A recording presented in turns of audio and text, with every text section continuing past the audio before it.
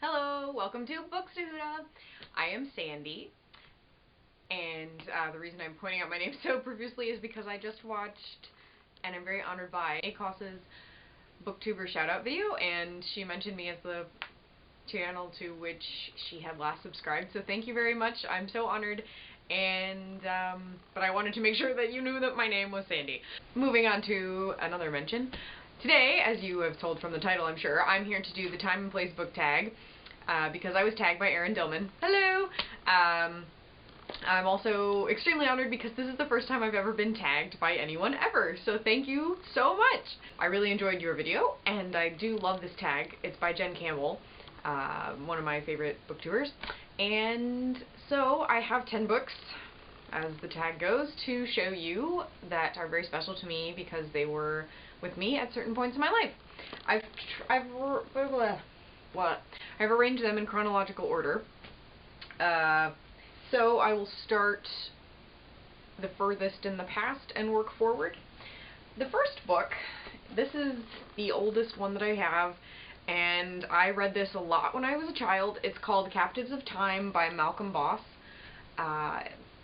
It's a historical fiction for young adults, and it's about the first clock, if I remember correctly. There's this, I love the cover art. There's this girl here, I don't remember her name, and she has a younger brother. He's a mute albino boy. He was struck by lightning, I think, and it's their travels and how they try to save or protect the clock. I think their grandfather was making it.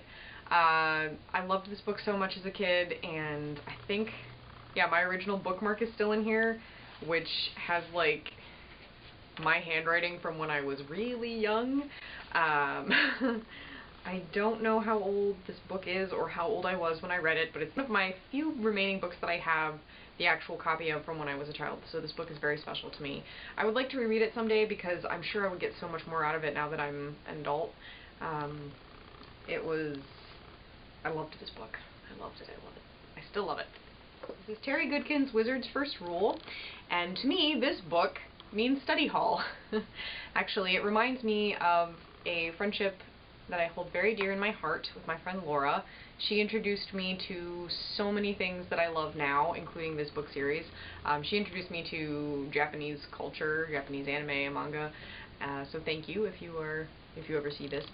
And this book is about Richard and Kaylin, and I was hooked from the very first sentence, which is one of my favorite sentences ever in literature. It was an odd-looking vine. Excellent. During middle school and high school, my life was a little bit in turmoil, and so I dove into books to escape that, and one of the book series that I dove into was His Dark Materials by Philip Pullman. In the UK, this is called Northern Lights, but in America, it's The Golden Compass. This is not the copy that I read. I borrowed it from the library, I think. But I also have the other two books, and I remember reading these books deep into the night, and I finished the last book at like 3 a.m. and I was just bawling my eyes out. So this will always mean bunk beds and late night reading to me. This book, well, this series, Dragonlance series, reminds me of the apartment where my brother, my mom, and I lived during my middle school and end of high school years. And Dragonlance really just, I got so hooked on it. I mean, I assume that's what happens with most people in Lord of the Rings, and I did love Lord of the Rings as well, but I found Dragonlance more approachable for writing style as a youngin'. And I read, actually, the Legends trilogy first.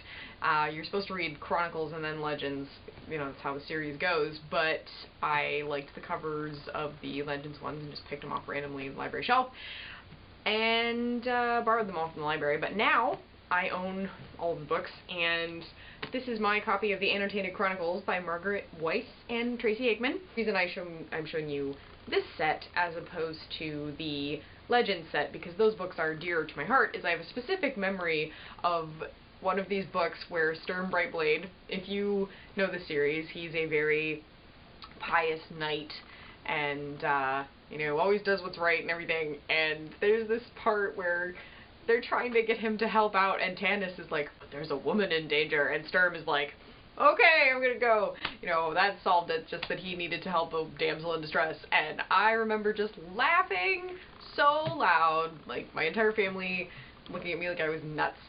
So, I loved the series, and still do. Someday I would love to read the annotated edition, because like all of their notes on the side and the margin. Oh, and there are pretty clear pictures. I should look at that better. I'm sure this is on a lot of people's lists, and I'm sort of embarrassed, but not really. I have to be honest. The next choice that I have is Twilight by Stephanie Meyer. I found this book before it was cool. I was living in North Carolina at the time, walking around a library, and I saw the side, and I liked it because I really love red and black. And I read the back, you know, about 3 things I was absolutely positive, and it sounded like the book for me. And boy, was it the book for me. 15-year-old Sandy was so in love with Edward. There's, you know, it's super embarrassing, but it's the truth. So I had to tell you, I'm a truth machine. I've probably read this book 6 times, maybe 7 times. And I'm sure I'll read it again someday. Now that I'm a feminist and have gone to grad school, I'm sure I will be a little bit like, ugh. But, you know, old habits die hard, and nostalgia is a really big factor in my life, so I'll probably still enjoy it. Next is the summer before my last semester of college, and the book is the Norton edition of George Eliot's Middlemarch. This is the 2nd edition. I wrote my honors thesis on Middlemarch, and as you can tell, I spent a lot of time with this text. I read 40 pages a day every day that summer, so I would finish reading it on time. Oh, I opened the first page, and I apparently decided that posting a picture of a very gaudy Michael Kors purse was something that I should do in this book. So I have many highlighting things in here because I was trying to come up with a thesis. I had no idea what I was doing. I was trying to be a researcher.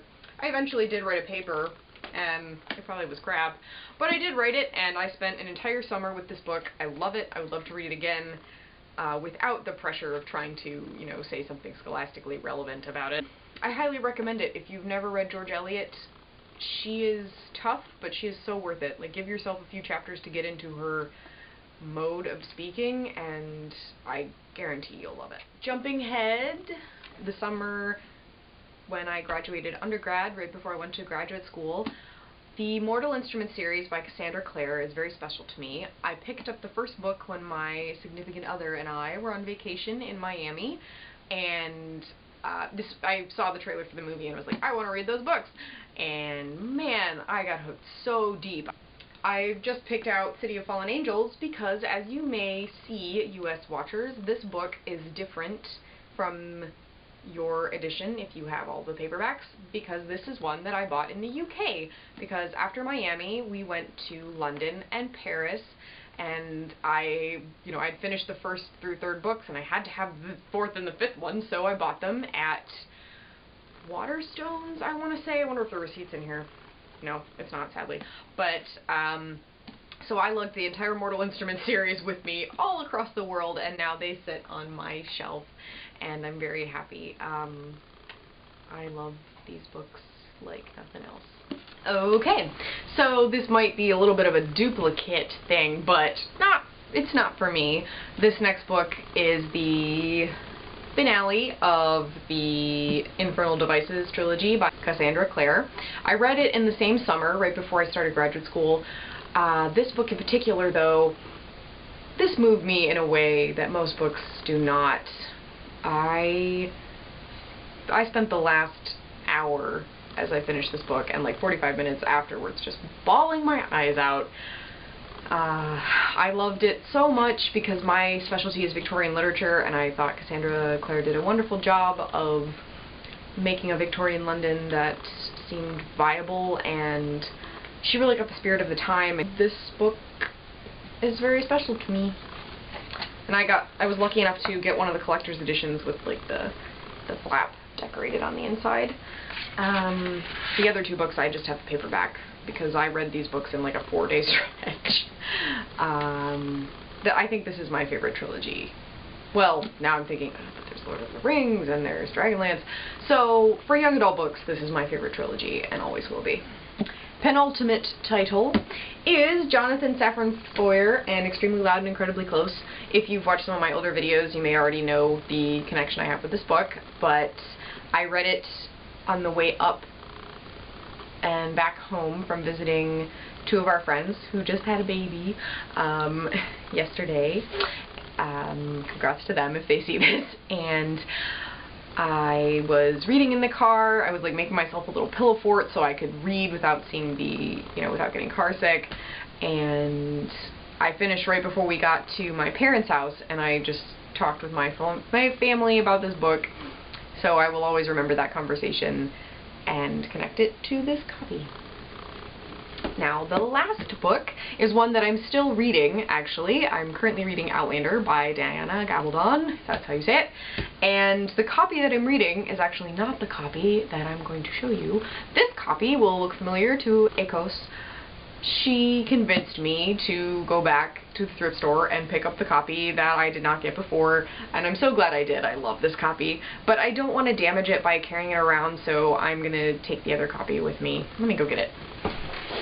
So I'm reading the, normal current paperback version because it's pretty durable, like, and I like that. But this one I'm afraid of damaging even further because it's, it's kind of bent, and it's, I hate the fact that this might get further damaged. So I just, this will be more of a collector's thing, which is weird to say for me for books because books are meant to be read, but I don't want to damage this one anymore. But this book will always remind me of the time when I finally started getting active in the YouTube booktuber community, because I've been making these videos for a while, but I was too shy to comment on anybody else's channels or something, and then I made one comment on Erin Dillman's channel and people started commenting on mine too. So thank you to everyone who comments. It makes me feel so great. And I'm so happy to finally be sort of actually part of the community, not just like making these videos and, not interacting with people. That's what was missing from my original videos, the sense of a community, which is the whole point of starting this. So thank you, everybody, and I can't wait to continue getting to know booktubers and continue doing these videos. So thank you for tagging me, Erin, and thank you for watching. I'm Sandy. Books to Huda!